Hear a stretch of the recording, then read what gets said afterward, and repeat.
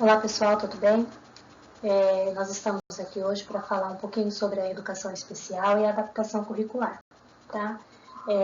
Como vocês já sabem, a equipe de educação especial da diretoria de ensino é composta por mim e pela Ana Olímpia, né? Nós estamos aí para ajudá-los no que for preciso. Antes de nós iniciarmos as nossas colocações, gostaria de dizer que nesse primeiro momento nós vamos falar sobre a adaptação curricular e as orientações gerais, de forma bem geral, o que é adaptação, como fazer, e depois, no segundo momento, os nossos colegas PCNPs das outras áreas e disciplinas farão com vocês a parte específica de acordo com as áreas de conhecimento, tá? Então, em primeiro lugar, eu queria deixar para vocês essa mensagem, né, sobre a importância da gente lutar todas as vezes em que as diferenças discriminem e lutar quando nos colocam como iguais, todos iguais, aprendendo igual, da maneira igual. Então, esse é o nosso principal objetivo, que sejamos tratados diferentes, sim, mas quando a igualdade tira a nossa característica, né? Então, essa é uma mensagem que eu queria deixar para vocês. Então, vamos lá, começando a falar sobre a educação especial. Nós temos, né, dentro da trajetória da educação especial, 4 grandes momentos. Esses 4 grandes momentos, eles começam lá na exclusão, onde todas as crianças, estudantes com deficiência, eles viviam à margem da sociedade, ou seja, eles não faziam parte de nenhum tipo de escolarização, de educação, eles eram realmente marginalizados. Depois nós tivemos o surgimento das primeiras escolas destinadas especificamente para os alunos com deficiência. Então, era um espaço específico tanto para os alunos com deficiência intelectual, deficiência auditiva, deficiência visual, eles tinham um espaço específico. Depois desse momento, nós passamos pelo período da integração, ou seja, as crianças, os jovens com deficiência, eles estavam na escola regular, só que separados, né, dentro da mesma escola, mas em classes específicas, né, em classes específicas de acordo com a deficiência. E o momento que nós estamos vivendo hoje, que é o momento de inclusão, onde todos estão no mesmo espaço, tendo os mesmos direitos e as garantias de acesso e permanência na escola. Estamos todos juntos e misturados, né? Então, esses são os 4 itens da trajetória da educação especial. Então, nós saímos de lá do momento de total exclusão, para viver hoje um momento de inclusão, tá? Onde todos estamos juntos, independente de nossa condição física, intelectual, social, estamos todos juntos, né? Então, educação inclusiva. Quando eu falo em educação inclusiva, eu estou falando de incluir todos dentro do contexto escolar. Então, lá na Constituição Federal de 88, já diz que todos têm direito à educação, à igualdade de condição e acesso e a igualdade de condição para o acesso e a permanência na escola. Ou seja, todos, independente de sua condição física, emocional, social, intelectual, têm o direito de permanecer na escola. A educação inclusiva, ela passa por todos os níveis de educação, desde a educação infantil passando pela básica, a superior, passando pela educação especial, ou seja, a educação especial faz parte da educação inclusiva, a educação em quilombolas, a educação de jovens e adultos, o sistema prisional, o profissionalizante, o indígena, então todos dentro do mesmo contexto de educação, de acesso e permanência na escola.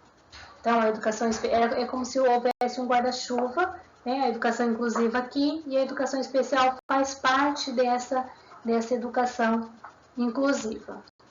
Então, pensando lá na educação especial, vamos falar da nossa educação especial. Quem que é o público na educação especial? São os alunos com deficiência, as crianças, jovens, ou seja, o estudante com deficiência, transtorno global de desenvolvimento, altas habilidades ou superdotação. Esse transtorno global de desenvolvimento é o que antes nós chamamos de transtorno do espectro autista.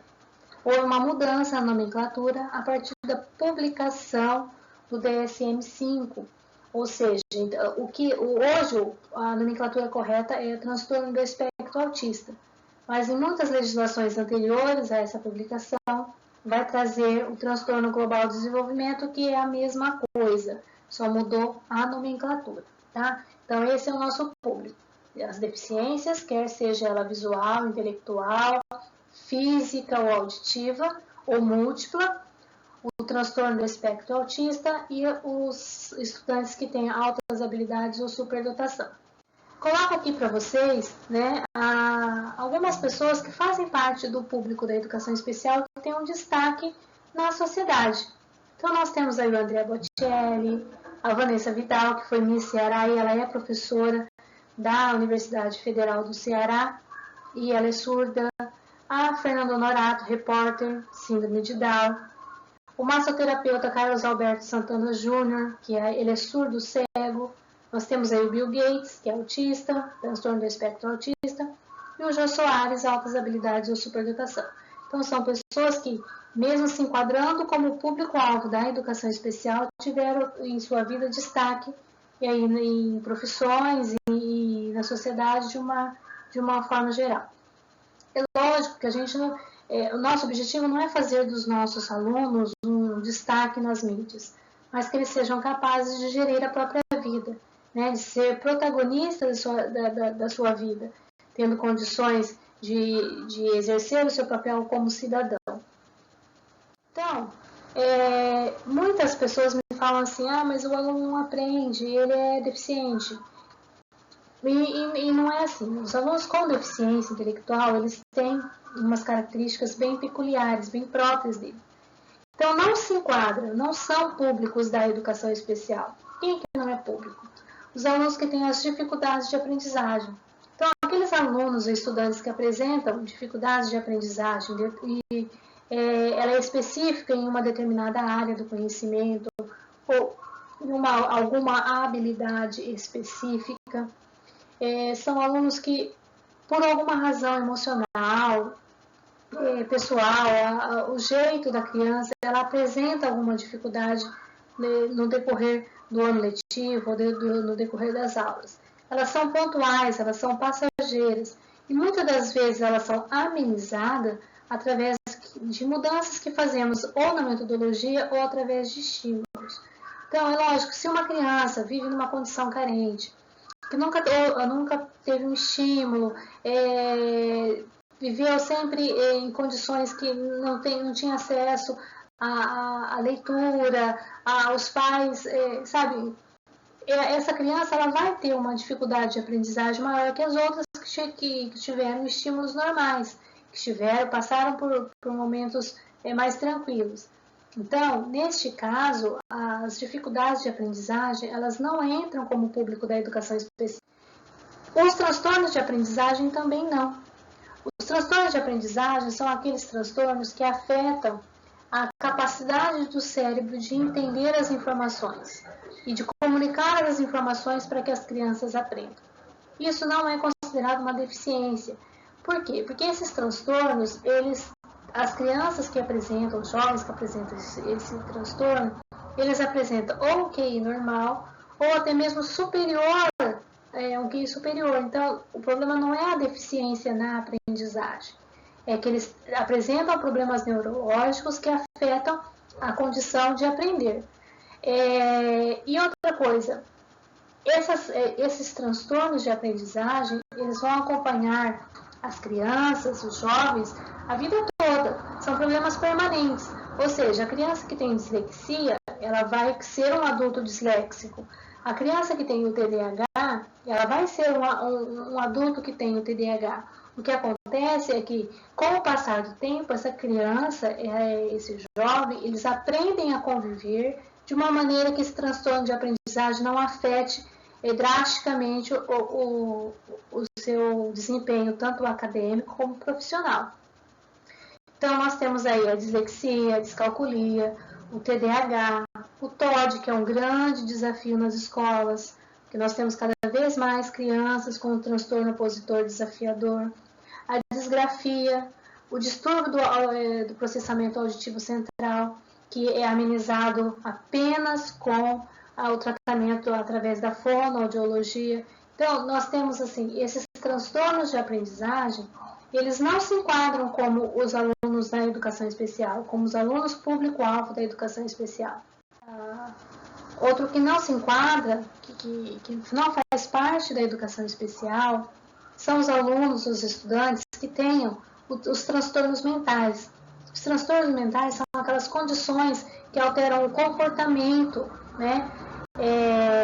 No modo de pensar, no humor, nas emoções, ela está associada com angústia, alteração psíquica. Então, cabe a quem avaliar, a quem tratar. Ao médico, porque são alterações clínicas, né? Então, eles precisam de intervenção médica, precisam de medicamento, às vezes precisam até a internação ou afastamento das atividades normais para que se reorganize. Então, nesse caso, nós temos a esquizofrenia, a depressão, as fobias, o transtorno bipolar, o toque, a ansiedade. Então, são todos transtornos que afetam o desenvolvimento, mas não são caracterizados como deficiência e precisam ser tratados por profissionais, por médicos profissionais, tá? Então, esses três tipos de estudantes com dificuldade, com transtorno de aprendizagem e transtorno mental,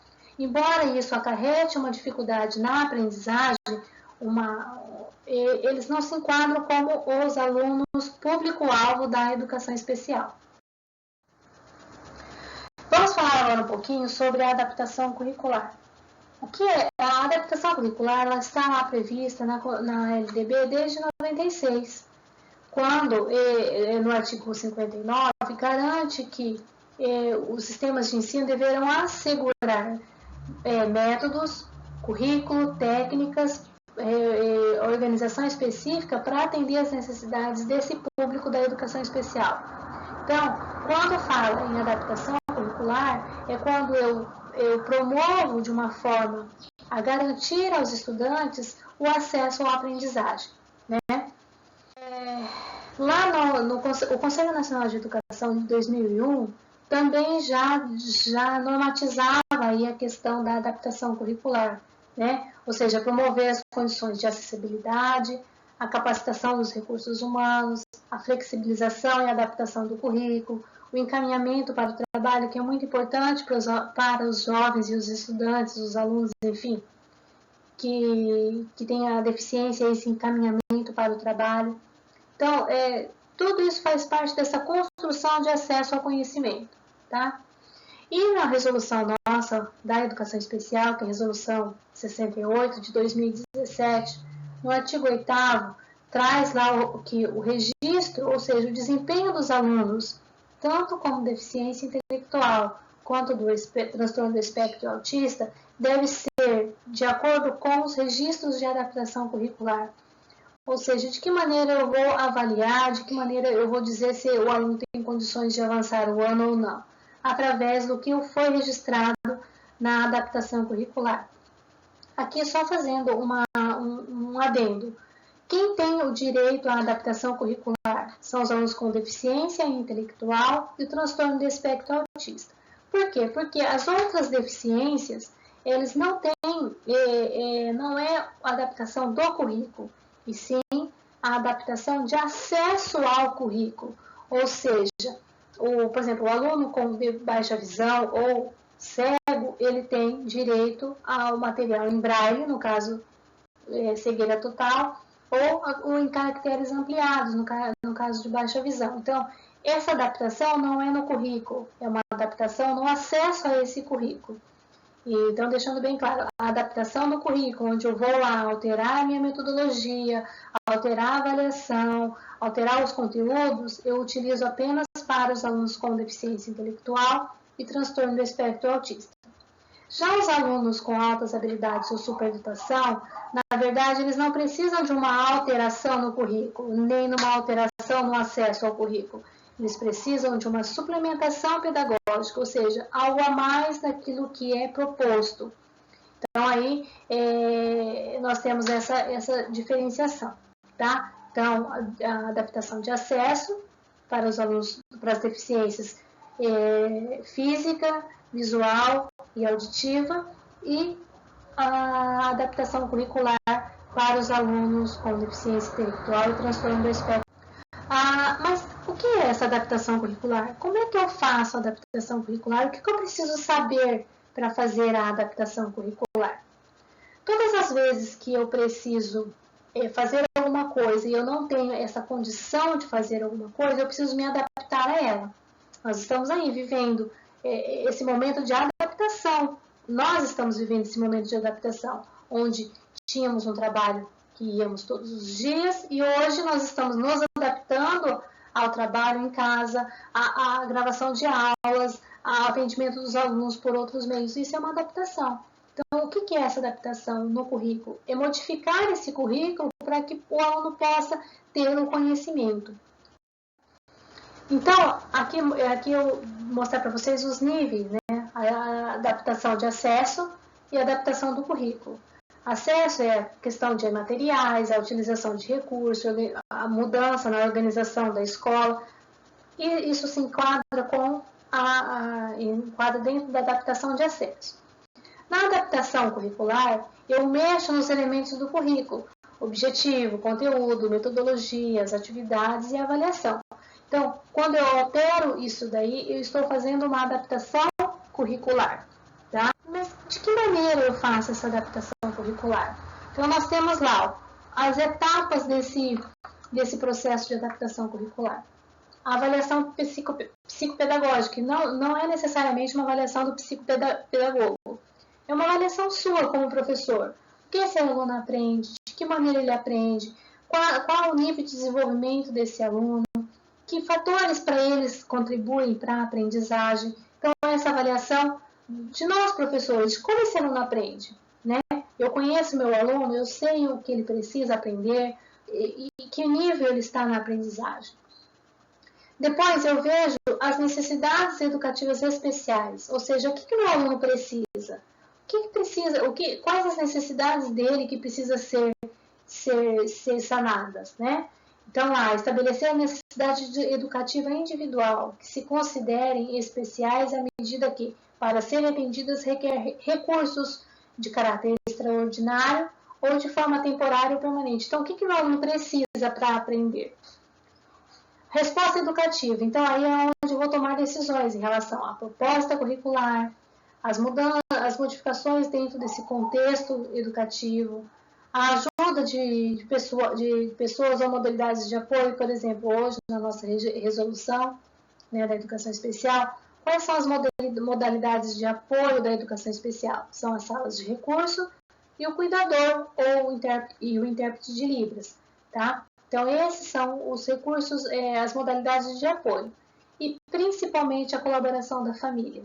Eu sempre falo que para que a inclusão de fato aconteça, o tripé família, escola e saúde precisam estar juntos, né? Para que a gente possa ter uma inclusão de fato de sucesso.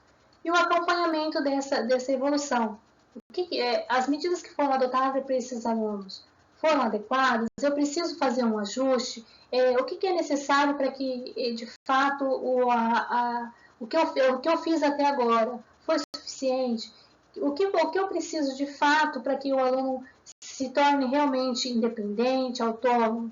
Então, essas etapas são o processo de adaptação curricular passa necessariamente por essas 4 etapas, tá? Pensando nisso, nós temos aí um gráfico onde eu coloco aí os principais aspectos que envolvem a adaptação curricular. Primeiro, as habilidades apresentadas pelos estudantes. Quais habilidades eles apresentam? Que material pedagógico eu preciso? Eu preciso usar o livro didático, o conteúdo, o método, o tempo de avaliação, acessibilidade. As atividades têm que estar de acordo com a possibilidade do estudante.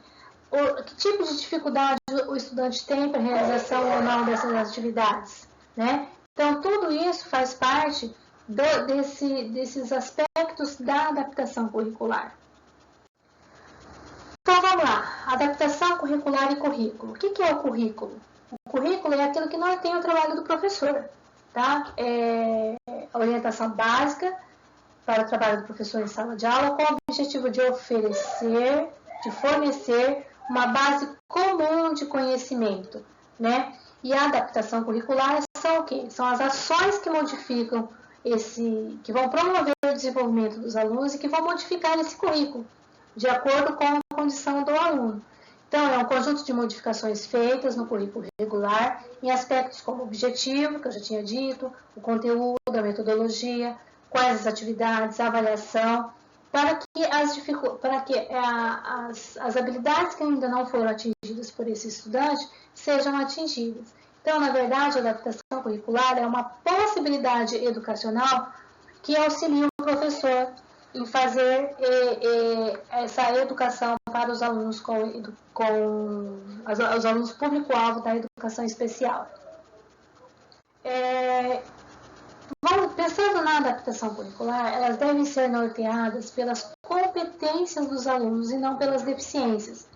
Então, quando a gente faz uma avaliação do aluno da público-alvo da educação especial, elas são avaliadas algumas habilidades, dentre elas a habilidade acadêmica, a habilidade social, as habilidades de brincar, linguagem, de autocuidado, as habilidades motoras. Então, a partir dessas habilidades que ele possui, eu vou propor as atividades. Então, não é pelo aquilo que ele não sabe fazer, e sim a partir daquilo que ele sabe fazer.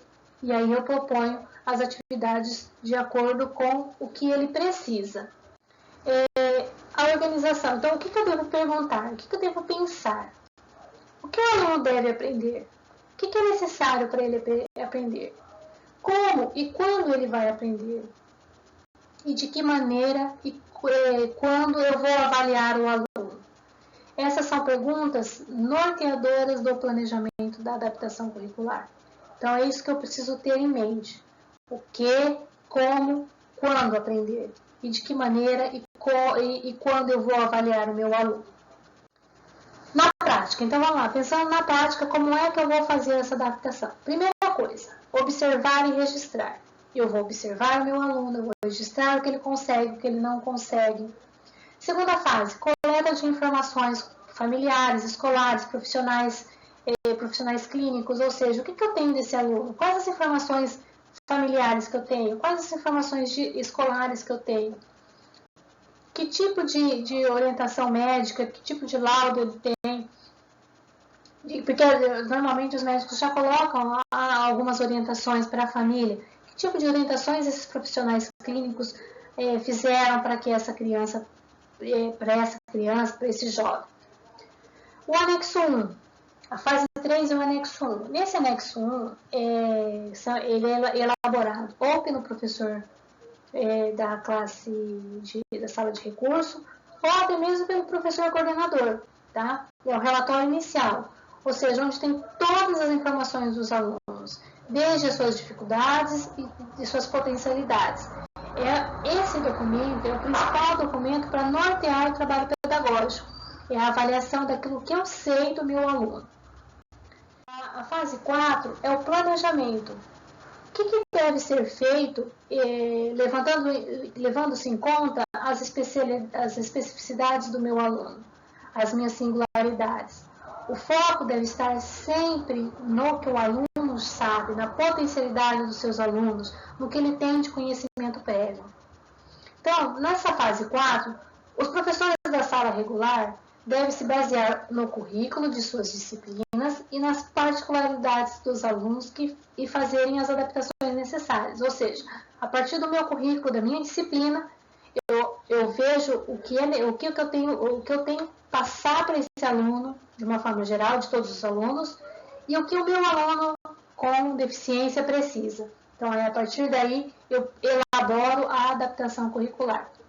Os professores do atendimento educacional especializado, eles devem planejar de acordo com as habilidades do comportamento adaptativo, ou seja, o que é mais frágil naquele aluno. E aí, a partir daí, elaborar planos, objetivos, metas, para que esse aluno possa se desenvolver. Percebam que não é o professor da sala de recurso, ele não faz um reforço daquilo que é dado em sala de aula.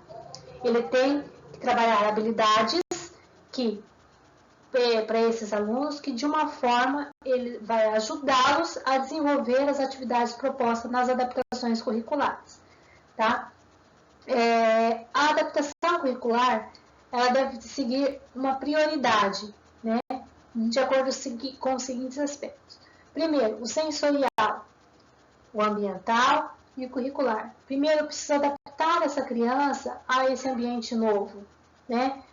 A questão dos estímulos sensoriais, a questão do ambiente escolar, da sala de aula, e a partir daí pensar nas adaptações curriculares. A fase 5 é a execução do plano, ou seja, esse plano que eu vou propor para o meu aluno, ele tem que ser flexível e possível de se fazer. Não adianta eu propor algo que ele não vai conseguir fazer. E ele tem que ser flexível, porque à medida que o aluno vai avançando ou não, eu posso fazer as intervenções, né? Então, e sempre registrar, né? Através de portfólio, através de cadernos, não sei. O registro deve ter, para que a gente possa ver o avanço dessa criança de acordo com as atividades propostas. A sexta fase, que eu acho que é a fase mais importante, é a avaliação. De que maneira o que eu propus para esse aluno, ele está sendo desenvolvido. Então, ela deve se apoiar nos objetivos, naquilo que eu tinha de objetivo para o meu aluno, né? Então, por exemplo, o meu aluno não sabia escrever o nome, né? Ele chegou lá na minha sala de aula, ele não sabia escrever o nome.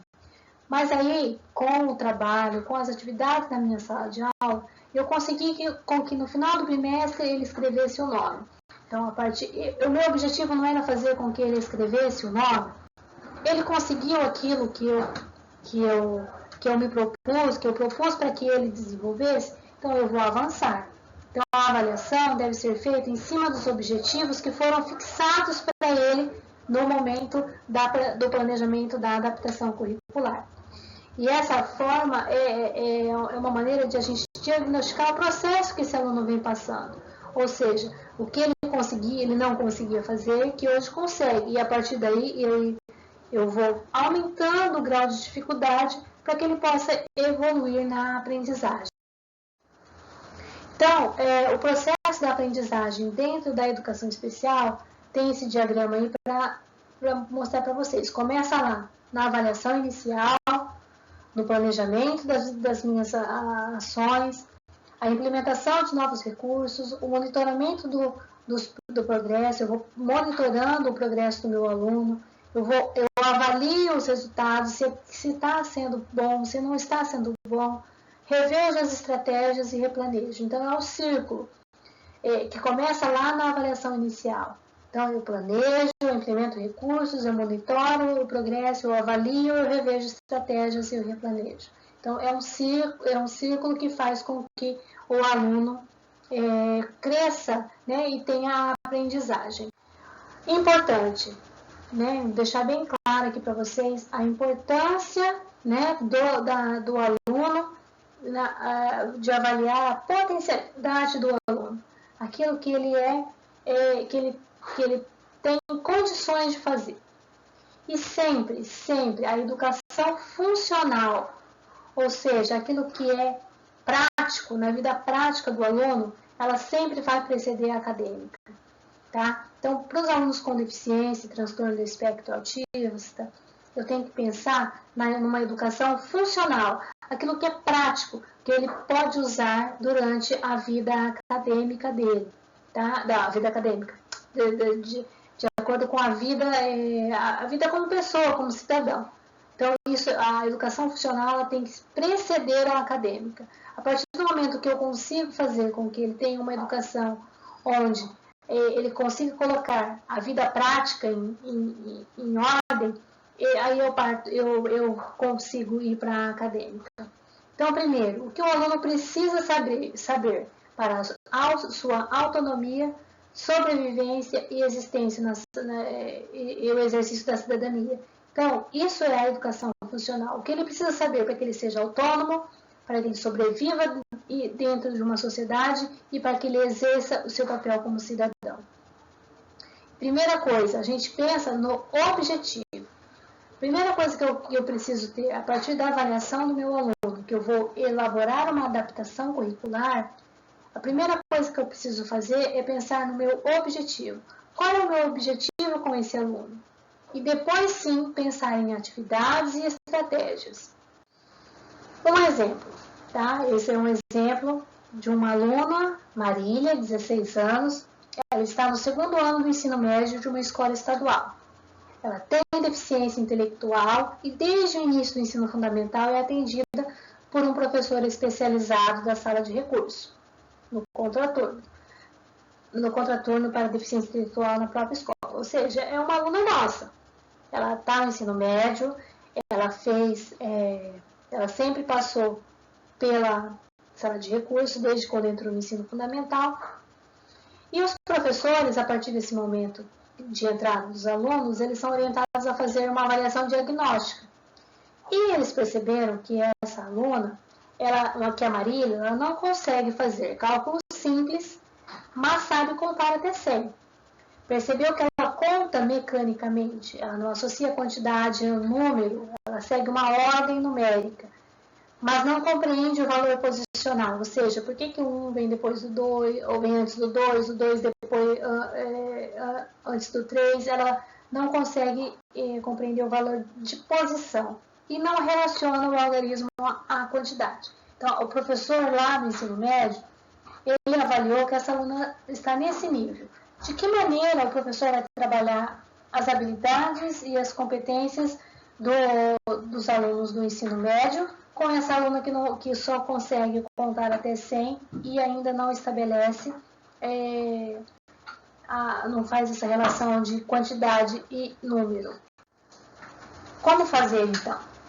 Entendendo que não é possível trabalhar as expectativas e as habilidades do ensino médio com essa aluna, o professor deverá propor um currículo adaptado às suas necessidades. Então, qual é a necessidade?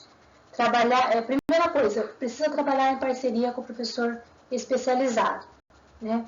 Na minha escola não tem um professor especializado, mas esse aluno ele deve ser atendido por um professor especializado. Então, trabalhar sempre em conjunto com o professor especializado e a partir daí definir metas. Né? Por exemplo, a meta para Marília pode ser propor atividades que relacionam algarismo e quantidade, a partir do que é concreto. Então, a partir de atividades concretas, de pecinha, de material dourado, ou de bloquinhos, ela relacionar o número à quantidade, figuras, desenhos. Após esse objetivo alcançado, a partir do momento que ela consegue relacionar quantidade ao objeto, a meta pode ser entender o valor, a posição do número dentro dessa escala numérica. Né? De que maneira? Através de recursos concretos.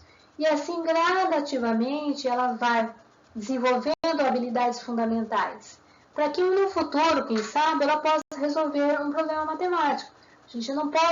Nós não podemos dizer que o aluno nunca será capaz, né, de fazer algumas atividades, algum tipo de atividade. O que nós precisamos é propor atividades que de uma maneira ou outra, eles vão conseguindo avançar na aprendizagem, no conhecimento. Então, aqui algumas dicas de estratégias para adaptação curricular. Primeira dica, mudar o tamanho ou o formato da letra. Às vezes a criança, ou jovem, ou adolescente, enfim, o estudante, eles precisam da letra em bastão, maior e caixa alta. Um tempo maior para a realização das atividades, né? Sempre que necessário, alterar o tempo de entrega das atividades.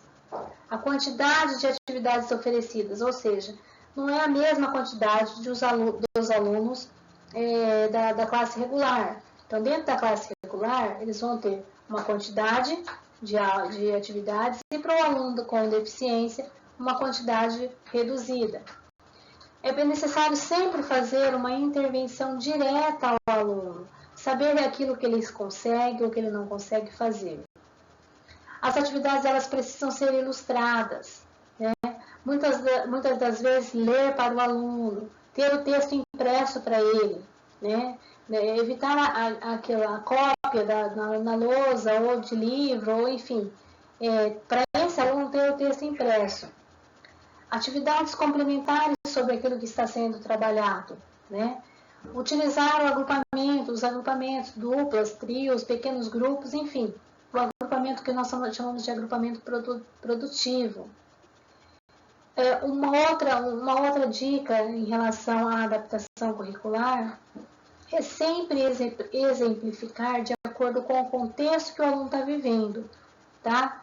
Utilizar o contexto dele, a vida dele, para que possa apresentar o conteúdo, a habilidade que vocês estão querendo desenvolver. Retomar o estudo, o que está sendo estudado sempre, retomar aquilo que já foi feito, para ver se ele recupera, relembre, porque muitas vezes os alunos com deficiência intelectual, até mesmo o transtorno do espectro autista, eles têm a memória de curto prazo, então eles não lembram aquilo que o professor passou. Então, sempre retomar, fazer uma retomada daquilo que foi dito anteriormente. E a utilização de recursos complementares, vídeo, jogos, enfim. Ensinar a criança a marcar o texto, ou em apostila, em livro, em textos, enfim. Isso ajuda a criança a se organizar dentro da própria aprendizagem. Limitar textos para interpretação, não dar textos muito longos, né? muito cansativo para a criança com deficiência. Lembrando que às vezes ela não consegue ler nenhum texto simples, vai sempre precisar de auxílio de alguém para ser esse ledor. Ensinar a criança a acompanhar a leitura com o dedinho, para que ela possa não se perder, porque muitas vezes ela está ali naquele contexto de leitura, ela está aprendendo ainda a fazer a leitura, ela se perde. Então, ensinar a acompanhar com o dedo. Alguns alunos não conseguem ler sozinhos, então precisa de um leitor para ele, né? E aí eles têm mais facilidade de interpretar aquilo que está sendo lido quando alguém lê.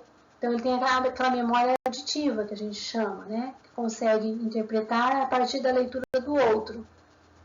Oferecer sempre o apoio verbal quando o aluno necessita e sempre que for solicitado. Então, o que o aluno...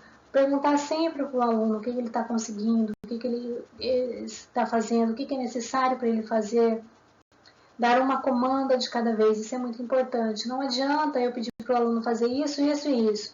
No meio desse emaranhado de coisas, ele vai se perder. Então, é uma comanda de cada vez. Orientar o aluno para avisar o professor quando acabar a atividade.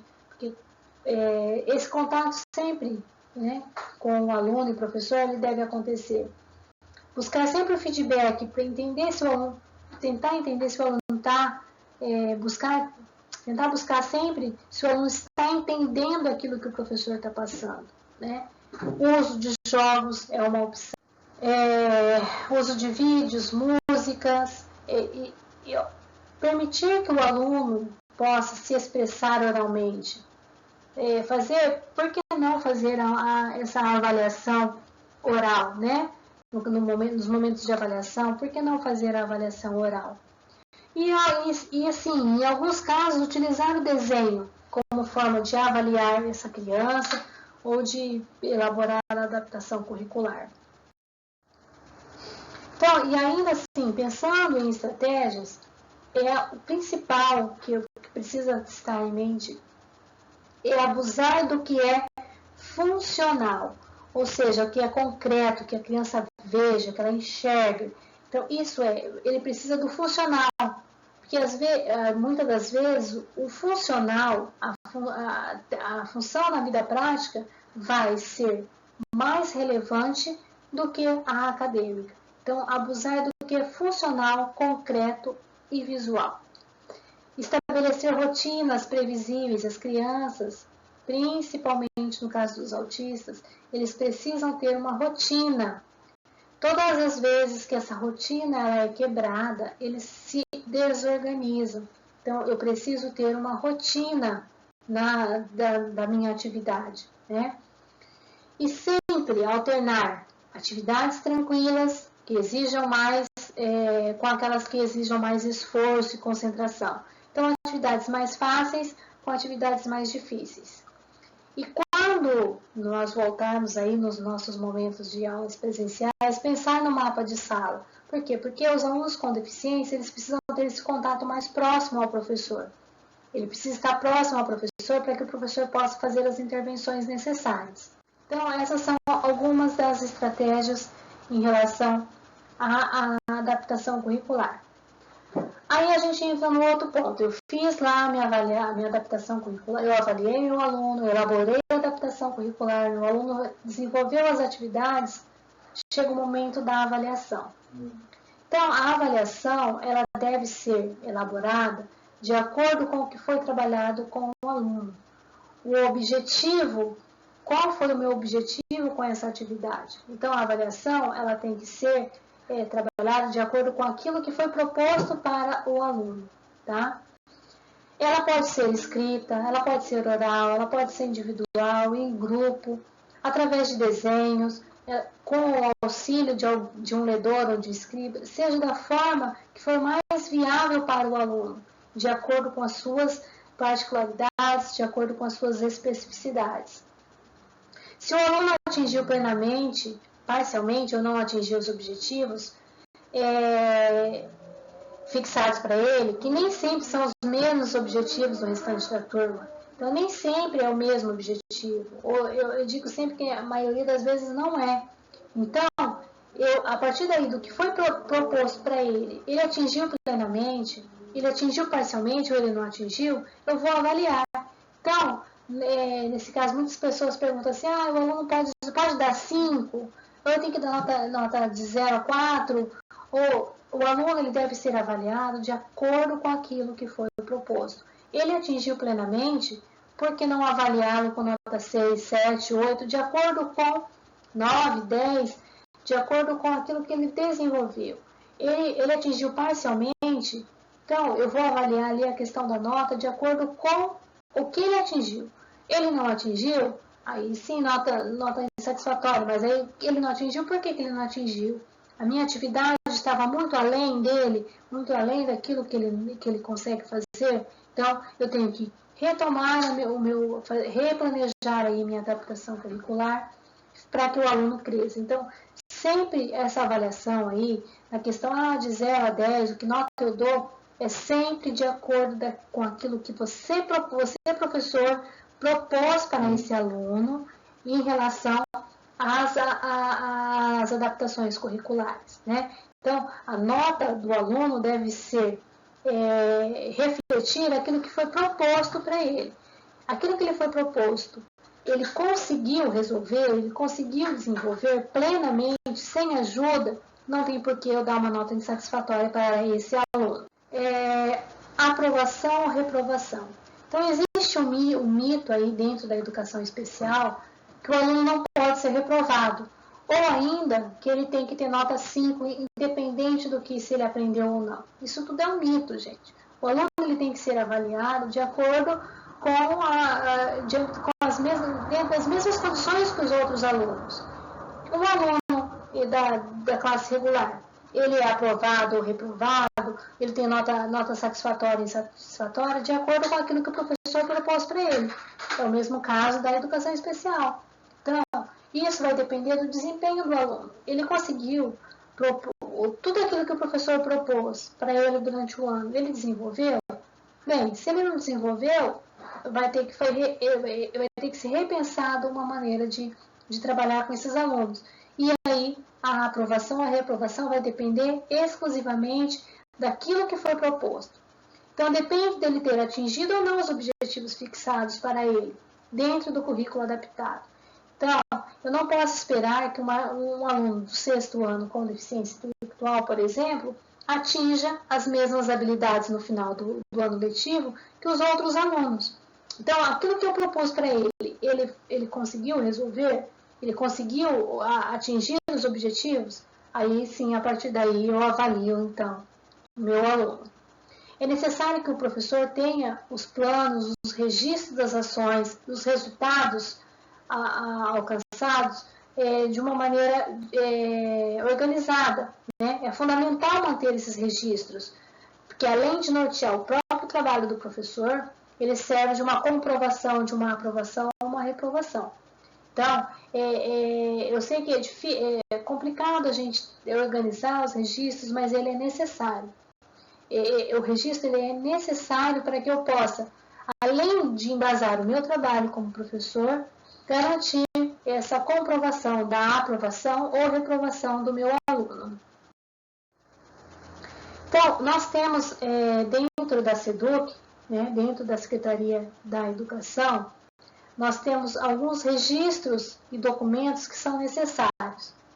Então, nós temos lá a Instrução SEGEB de 14 de janeiro de 2015, que traz documentos específicos de cada uma das deficiências. Deficiência física, deficiência intelectual, a deficiência auditiva, a deficiência visual, transtorno do espectro autista. Então, para cada uma dessas deficiências, existe uma relação de documentos que é proposto pela Secretaria da Educação. Mas, basicamente, são 4 documentos que norteiam aí. A avaliação inicial, que eu vou mostrar para vocês depois, que é a avaliação da criança de uma maneira global.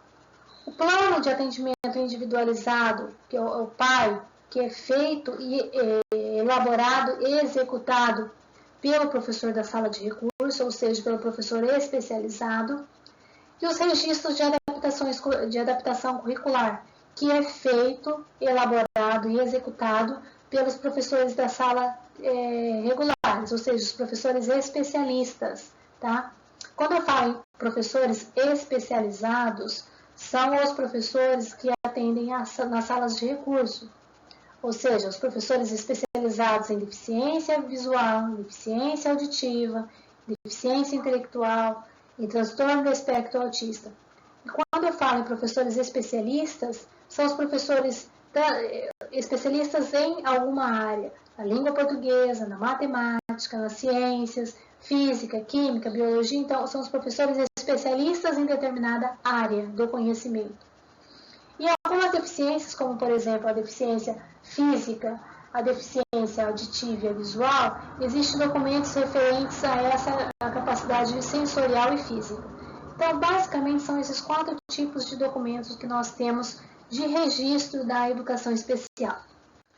Aqui eu vou mostrar para vocês a carinha aí da avaliação inicial, né? Que tem aí os dados gerais do aluno, né?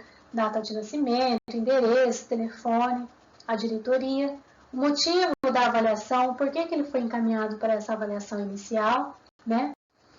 Tem a segunda parte, a intervenção e interação afetiva, social e familiar. Então, são questões que vão delimitar o histórico do aluno, quais as características, como que é esse relacionamento da família, quais as expectativas da família em relação a essa criança, os antecedentes escolares deles, os antecedentes clínicos, terapêuticos, se houve algum tipo de acompanhamento anterior, como é esse aluno na escola, como é esse aluno na relação social, como se dá a interação desse aluno com o professor que está fazendo essa avaliação. A terceira parte é onde vamos avaliar o comportamento adaptativo. Então, são aí 9 tipos de habilidades do comportamento adaptativo que são avaliados. Então, a questão da comunicação, cuidado, a vida do lar, as habilidades sociais, o desempenho da unidade, a independência na locomoção, saúde e segurança, as habilidades acadêmicas, né? As habilidades de lazer. Então, a partir dessa avaliação aí, desses 9 itens do comportamento adaptativo, eu posso dizer que os alunos, né, se o aluno tem indícios aí de uma deficiência intelectual. Lembrando que para o aluno possuir a deficiência intelectual, ser caracterizado aí como deficiência intelectual, além das dificuldades de aprendizagem, o rebaixamento cognitivo aí, ele precisa ter pelo menos comprometimento e limitação em pelo menos 2 áreas do comportamento adaptativo. Então, a deficiência intelectual é uma incapacidade caracterizada por limitações significativas, tanto no funcionamento intelectual, né, raciocínio, aprendizagem, resolução de problemas, quanto no comportamento adaptativo. Então, além dessas dificuldades intelectuais, elas precisam ter mais 2 áreas comprometidas aí, dessas 9 que eu disse, para que essa criança seja caracterizada como deficiência intelectual. Tá? Então, a partir daí, eu avalio e aí eu vou estabelecer o atendimento especializado de acordo com o que ele não consegue realizar aí dessas habilidades do comportamento adaptativo. Tá? Então, é o item 4 aí, considerando a avaliação pedagógica, conclui-se que então, o aluno apresenta o comprometimento, né, nas habilidades, as seguintes habilidades do comportamento adaptativo. Aí eu vou descrever, de acordo com essa avaliação, em quais áreas do comportamento adaptativo ele tem esse comprometimento, além das habilidades de raciocínio, de lógica, acadêmicas, né? Então, eu vou estabelecer as observações, né, indicar quantas vezes o aluno precisa ser atendido. E essa avaliação, ela precisa ser validada. Tem o professor especializado, pelo professor coordenador, pelo diretor, pelo PCNP e pelo supervisor da educação especial. Então, as professoras das salas de recursos, as professoras especializadas, todo início do ano, elas fazem essa avaliação inicial dos alunos que elas atendem, e a partir daí dessa avaliação que elas fazem, essa avaliação é encaminhada para a diretoria de ensino, onde nós, da equipe da educação especial, fazemos a validação, ou seja, verificamos como essas crianças e de que maneira elas vão ser atendidas. O outro documento, que esse é específico das professoras das salas de recurso, as professoras especializadas, é o plano de atendimento individual, ou seja, o PAI. É nesse plano que elas vão delimitar qual é o trabalho que vai ser desenvolvido para a criança, né? Então, aí tem a identificação da criança, qual a necessidade e a intensidade do apoio, né? Descreve e indica quais os horários da semana, as habilidades que os alunos já desenvolveu com base lá no anexo 1, a descrição das habilidades que vão ser desenvolvidas a curto, médio e longo prazo dentro da sala de recurso, as estratégias e as atividades e algumas outras observações importantes. Esse documento também é validado pela equipe de educação especial da diretoria. E o registro de adaptação curricular, que esse registro de adaptação curricular é para o uso e execução do professor da classe comum, ou seja, os professores especialistas, tá? Os professores especialistas de cada área. Então, nós temos aqui a identificação do aluno, né?